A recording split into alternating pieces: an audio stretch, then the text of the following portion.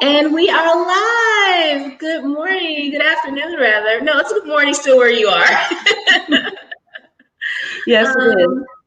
Today we are joined by Nakiya Ramsey of Ramsey Financial Coaching Services. Thank you for joining us this afternoon.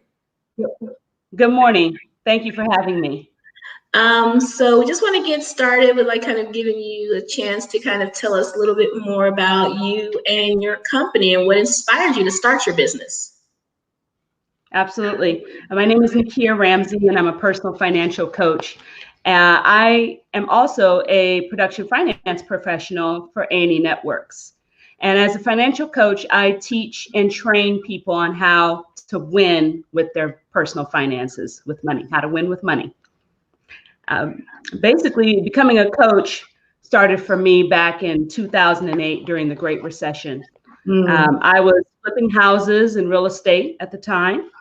And by 2009, I had over $48,000 in credit card debt and no job. Oh, wow. Yeah. And I was a stay-at-home mom. So I went back to work and started listening to Dave Ramsey, who's a personal money management expert, during my lunch breaks. And I started teaching his course, which is called Financial Peace University, at my church in Inglewood, California. Okay. I followed the program that he teaches, and I paid off the $48,000 in credit card debt over time and went on to train in Nashville at Dave Ramsey's company. I became a financial coach several years ago, and my mess became my message. And I can help people because of my experience and my training. That is awesome. That amazing story. I find like a lot of people, when we kind of venture into new paths, it's because of how we were affected, by different circumstances. So one of the things that in my business, when, the pandemic, kind of first hit and we had to kind of stop and reassess, one of the first things that I was advised to do was to look at my expenses first. So now that we're in this time, what is one of the first things you think that people need to do if they want to get their finances in order? Where should they start? Well, first, I feel the important thing to do here is determine where you are in this financial storm. Not everyone is thriving. Not everyone is barely surviving, and there's a lot of in between. Right. So I'm going to pose the question to the audience as well: are you thriving or are you surviving in this financial crisis? So here's what I also ask my clients in the very beginning. Here's what a thriver looks like. A thriver is someone who's doing well financially. Very little has changed for them. And if it has, it's tended to change for the better. Some businesses are actually thriving in this situation, right? So they're able to maintain their monthly expenses. They're spending wisely, but their jobs and or their business is basically still intact. And maybe they're even saving money right now. Right. Okay. They're also able to possibly take advantage of investment opportunities. So most of the time, my people that are thriving, they have options in this situation. Okay. Now, on the other hand, you have your survivors, right? Right. You remember the Beyonce, the Destiny's Child theme song, yes. Survivor, right? Yes. That's a lot of us. I mean, over 26 million people have filed a jobless claim, right? So many of our survivors are in that category, right? So survivors look like this. Everything has changed for them for the most part, and it hasn't changed for the better. It's pretty much changed for the worse. They've experienced a job loss, or their hours have been reduced at work, or they have just lost income, maybe from their business or some other means of work that they have. The income's gone down, and typically they have significant debt requiring more than a year to pay off. Mm. Okay. And in the meantime, they may have received a stimulus check or a tax return, or, maybe they've been able to file an unemployment claim, but essentially that money is starting to dry up. Right. Right. So I think for most people, we have to determine where we are before we figure out how we proceed. We need to determine where you are. And so that's where I would ask people, take your inventory of where Mm-hmm. things are. And most people know pretty quickly where they are, but a lot of people are in the middle. I have people that are, Right. they're doing better than surviving, but they're not quite thriving either. And Right. really, the advice is the same, whether we're in a financial crisis or whether we're not. Because there were people, the honest answer is that there were people that were in a financial crisis before the pandemic began. Right. Right. So now there are some things that people can do in order to weather this storm. Okay. And so what I do is I help my clients and I tell them these are the things that I recommend that they do to thrive during a financial storm. The first thing would be to cover what we call the 4 walls, which is you have, when you build a house, you have a foundation, right? And then you build the walls around that foundation of the house, and then you put a roof on top, right? So what we want to do is, we have our basic income, which is our foundation. Mm-hmm. And then after we assess what our income is, then we want to cover the 4 walls. Okay. And the 4 walls of our house are food. First is food. You've got to feed your family. In order to live, to fight another day, we can't be hungry, right? Right. So setting a realistic budget for your spending for groceries is very important. And matter of fact, I advise people, I'd rather you budget a little bit more, maybe 10 or 20% more for groceries right now than to not have enough. Right. Because you just, the last thing you want to do is be in a panic situation and have to run out and buy more food. And first take an inventory before you even go do any shopping. I tell people, take inventory of what you have. Not only take inventory of where you are, but take inventory of what you have. Mm-hmm. Okay, so that you don't overspend. Right. There's a lot of, oh, I don't know if I have this, or, it's a panic to go buy things that you may not need right off the bat, right? So then the second wall we want to cover is housing, which includes your utilities, your rent or mortgage. Okay, so in order to live and fight another day, we need to have the lights on, we need to have the phone on, we need to have the gas on and the water, right? Mm-hmm. Then our third item that we want to cover is transportation. We want to have gas in the car so you can go to work or get to wherever you need to go. You want to have your car insurance covered, basic repairs, and the car note if you have one. Right. Lastly would be the 4th wall would be basic clothing. Now, we're not talking about going out and hitting the Nordstrom sale. We know there's lots of good sales going on. Right. But basically what we're talking about is clothes, necessary clothes. Right. For example, you have a job that requires work uniforms or a certain clothing standard, then you may need to go buy some additional clothes right now. Or in my case, I have 2 teenage kids. They've outgrown their clothes from last year. Right. We can't fit what we fit last summer, right? So we do need to go buy some clothes. That's the reality, right? So, but we're not doing any above and beyond shopping of staying at home and being very comfortable, right? We just want to take care of basic needs, okay? Then, so the second thing that we want to cover, after we've covered our 4 walls, then it's toiletries, it's supplies for the house, our life insurance, keep your life insurance intact, keep your health insurance intact if it's not provided by your job, basic co-pays for the doctor visits, childcare if needed, and some basic pocket money to be able to spend, right? Some loose change. We don't want to have hundreds of dollars in spending money, but we do want to have some basic pocket money. And if you've had a change in income, what I recommend for clients is to give their utility companies a call Mm. and or your insurance company and ask if they have options or a payment plan that you can take advantage of. And many of them do. They're Yeah. expecting your phone call at this point. Right.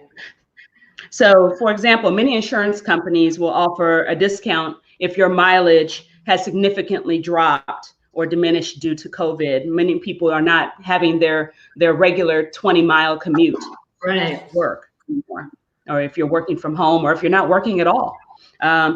Give them a call and let them know, hey, I'm not even driving 5 miles a day. Right. Is there an option that I can take advantage of that doesn't cost as much for my monthly car insurance? And that might help you out a lot. Okay. And the third thing I tell my clients is it's time to manage your credit. This isn't the time to go get out and add additional credit.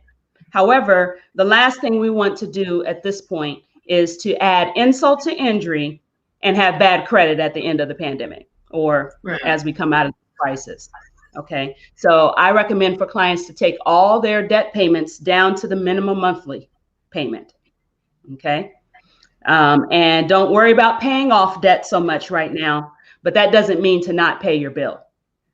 Okay. Right? If you signed up for the credit card or the loan, you signed a promissory note that you would repay it. So you should repay it. However, let's do that at a minimum level at this point. Manage and maintain your credit, but don't worry about paying off creditors if you don't have the money. And that's one of the questions that we had too, like, should people focus on like paying down credit card debt now or just being more liquid right now? Right, exactly. So I'm recommending to my clients to be as liquid as possible. We want to manage and maintain our debt accounts or our credit accounts. However, we don't want to put money that could go into savings towards debt payments that we might really need it in a couple of months. Right now, if you're still employed, we hope that job is still there come the end of the second quarter or the third quarter, depending on what cycle your company is in.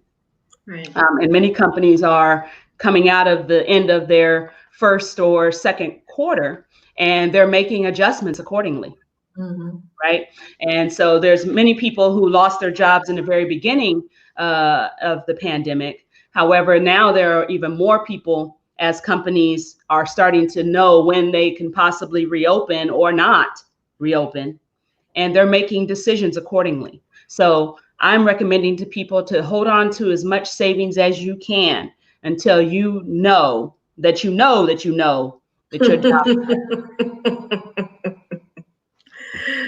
Got it. Yeah. So, and the other thing that we want to consider is if you are having problems paying your rent or your mortgage or your car note. Now, these are especially your mortgage or your car note. Those are what we call secured debts. And before you take that down to below the minimum monthly payment, if you're struggling to pay those bills, you need to call that creditor. You need to communicate with your creditors and let them know that you're struggling, that you're having a hard time, and make a payment arrangement with them with what you can afford to pay, but get it in writing. It needs to be an agreement. Right. Just send them a payment and hope that they don't come and repossess your car in a few months. We don't want that to happen. No. Okay? So get it in writing, what the agreement is, how much you can pay, and that creditor is accepting that as payment, and that you won't be penalized accordingly. Right. And I know we had a conversation with a lender recently about the same thing. So we talked about deferment and all that sort of thing. And so, yeah, so great information. Thank you. Yes. And so then one of the other things, and one of the important things, like you just asked the question about staying liquid or not, and we call that building and maintaining an emergency fund. So any monies received in your income, your foundation, okay, that are above and beyond the four walls and your necessities and your minimum monthly debt payments, that goes into an emergency fund savings account. Okay. Okay. And so ideally, the goal is to start with $1,000 or $2,000 saved up in an emergency fund.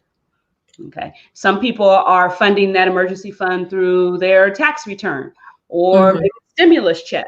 Right. Or, maybe they're able to sell some things. If you don't have the cash, maybe you can sell some things and possibly raise Okay. $1,000. Okay. Okay. Yeah, I know that's like a very well-known Dave Ramsey Yes. kind of thing that want at least $1,000 are like the first thing you need to do. Yes, that's the first step. And so therefore, and the reason for that is because then you're able to actually cover an emergency should one come up. And at this point, any kind of emergency could come up. And so basically, you want to be able to cover your expenses, possibly if you should lose your job. And then you don't have to make the financial storm that you're in even worse by borrowing money, aka the credit cards. Right. Yeah. Okay. So I do have a question for you.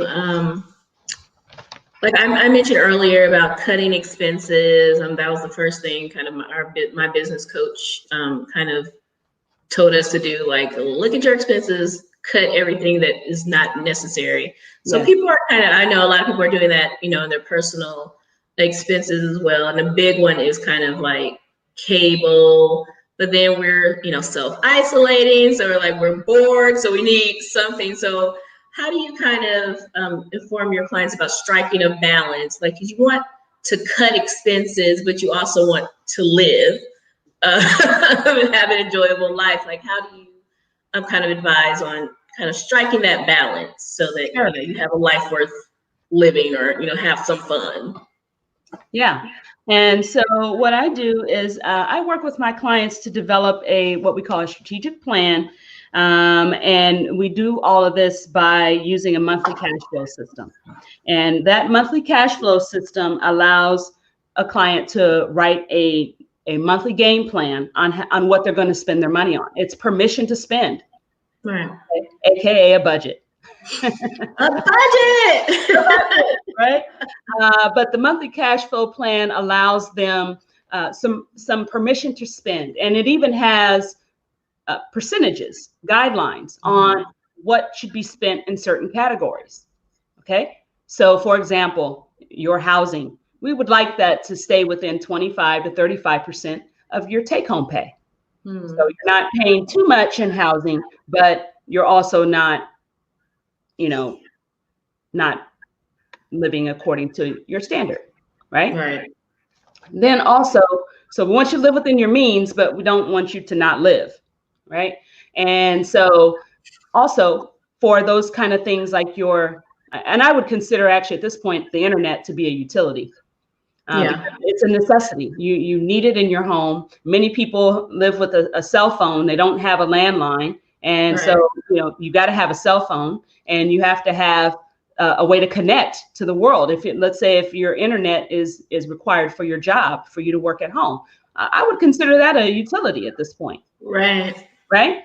And so, if your employer isn't willing to help pay for that service, while you're working from home for them, we definitely want to keep that within 5 to 10, all of your utilities, water, your gas bill, your electricity, all those items. We want to keep those within 2 to 5% of your take-home pay. So part of what that monthly cash flow plan does is it gives people guidelines on how to spend and how to budget their monthly expenses. Okay, perfect. So I know this is a lot of people. I come from a government finance background. So my dad was an accountant. So I'm very comfortable with spreadsheets, but a lot of people freak out over spreadsheets and that sort of thing. So are there any apps or kind of systems that you recommend for people to use to kind of do that budgeting in a more, I guess, kind of like systematic way that they can kind of keep track with a little easier? Are there any apps or websites you recommend? Sure. And within our program, we use an app called Every Dollar. It's free. You can also use it for tracking all of your expenses. You can create a monthly cash flow plan through the Every Dollar app, right, for free. Or you can actually pay an annual fee for the service, and they will track your expenses as they go through your checking or savings account. Okay. And you can put them in the categories that you've set up in your monthly cash flow plan, and it will spin down your check. Okay. Yeah. Perfect. Thank you so much for that. And finally, if you could give people just one piece of advice about getting their finances in order, what would it be? Kind of like your one kind of big thing. Well, I think the first thing I always tell people to do is to set your goals. Mm-hmm. We don't want to come out of the pandemic or through this crisis and just be tattered and not be ready for the battle. Right. Because we're going to have to keep moving forward. Right. And so I tell people to set their goals. The first thing we want to think about is your immediate goals. What are the things that you want to do in the next 0 to 30, from the next 0 to 6 months? Then think about your goals for the next year or two. That's a short-term goal. Then let's think about your medium-term goals. What would you like to accomplish in the next 3 to 4 years with your money? And then lastly, what are your long-term 5 years or plus goals? Whenever I sit down with a client, that's the first thing we map out. What are your goals? Why even be concerned about money or budgeting or any of this conversation, right? Or apps or tracking or any of that. If we have no goal in mind, if we have no target, we'll miss it every time, right? Absolutely. So I often will coach clients to make sure that you outline your goals. And then apart from that, especially when you're in a crisis situation, goals can seem very like, I don't know, I can't even make my rent, or I can't make my bills. I don't have any goals, right? Right. Okay. So the first thing I would suggest to someone like that is to identify what the problems are. Okay. And then after you've identified what the problems are, then we want to pray about it. Mm-hmm. Right? Okay. And after you pray about it, then it's time to prioritize those problems. What are the things that you can do in the immediate? And what are the problems that you can solve that are more long-term, maybe 6 months or more out? And in a crisis situation, 6 months seems like a long time. Yeah. Okay. And so once we prioritized our problems, which are usually associated with money, then we will want to work towards having a monthly cash flow plan that will allow you the opportunity to plan your money every month. And then it's being focused, intentional, and tenacious, being fit about always going back to your monthly cash flow plan, because that is your budget. That is your roadmap, so to speak, of how you're going to spend your money.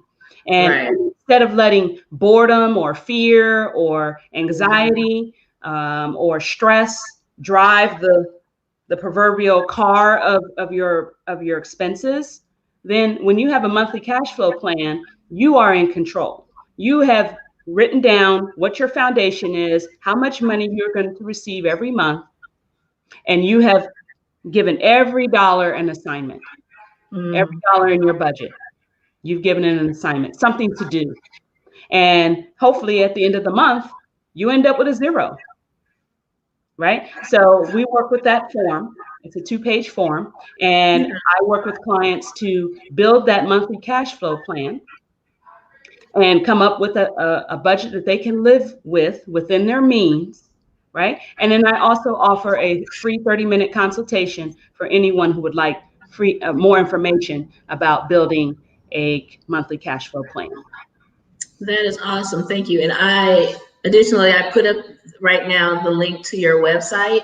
If you want to take advantage of that consultation or to contact Nakiya, All of that information is on her website. So please, please, please, please, please Yes. Yes. go there. We do have like a couple of questions that came in. me, and, Absolutely. me and the wife are foodies. We're always trying new cuisines. It's a bad thing to always eat out.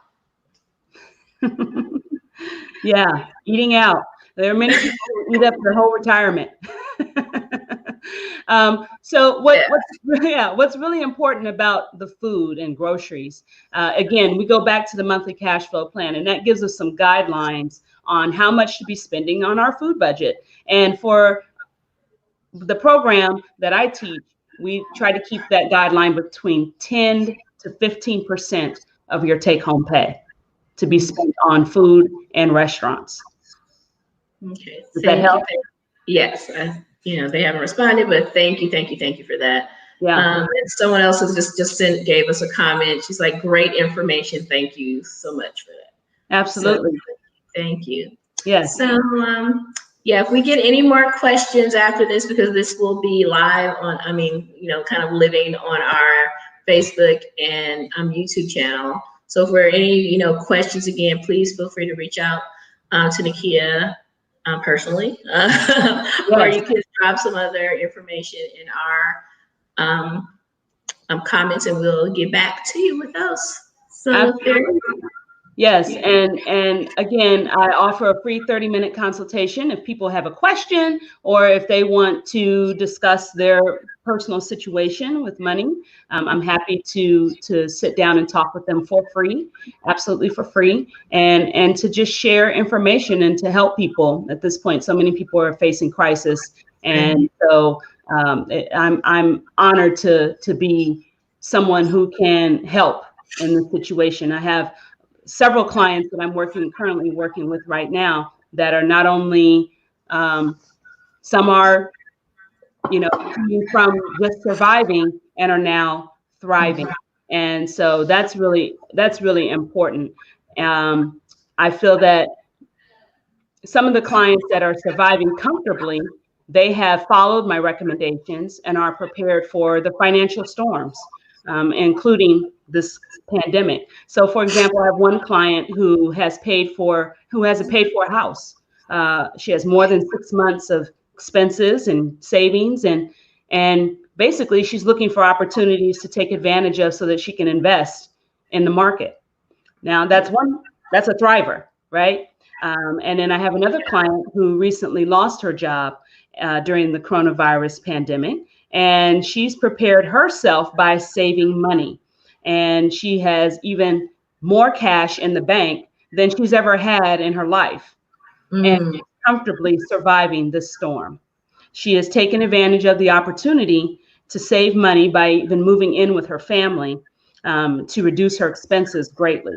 And so if anyone would like more information on coming up with a cash flow plan, how to get through this crisis, or needs help with addressing their situation, again, I'm happy to help. And I offer a free 30-minute consultation to anyone who's listened in today.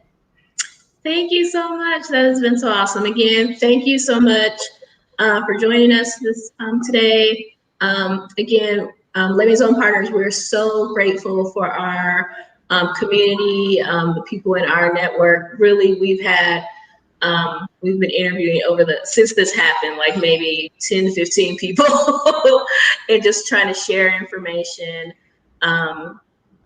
with people so that we can all just kind of get through this and just, like I said, thrive and be better on the other side of it. So thank you for being a part of that. Thank you. Someone else said thank you again. And I want to thank you for Tanisha Landry for making this connection. We really appreciate that. So that's what it's all about during this time. So helping others to eventually thrive. So thank you again, Nakiya. Enjoy the rest of your weekend. Happy Mother's Day. Thank you. And it's the same to everyone, all the ladies that are out there listening today.